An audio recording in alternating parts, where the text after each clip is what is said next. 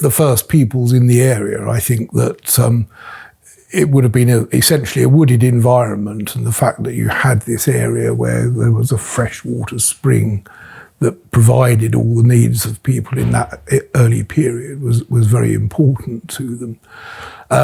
Also, the river was more navigable than the land would have been. So there's evidence, even in Roman times, that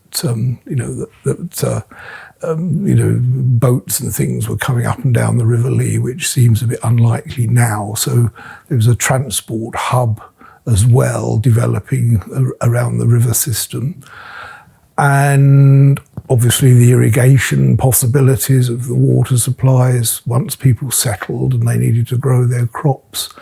And also water power became increasingly important. Even in the Domesday Book, there were 7 water mills recorded in the Luton area, the last of which was the North Mill, which was the one that was finally disappeared underneath the railway line.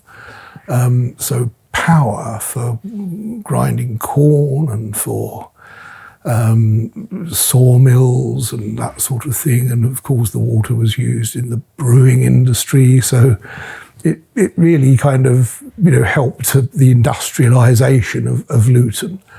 And if you're looking at connections with the hat industry, you're also looking at the water being necessary for the bleaching and the dyeing and the other processes that went on that enabled the hat industry to flourish locally. It was another raw material that fed that as well.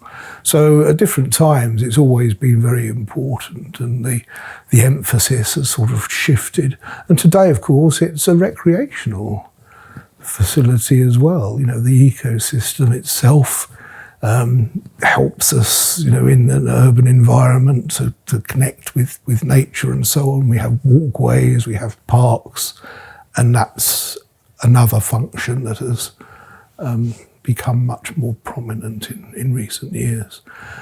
So I think there's been a kaleidoscopic sort of change in the way in which the river is sort of perceived and how it has fed the development of Luton, but very significant in the town's overall history.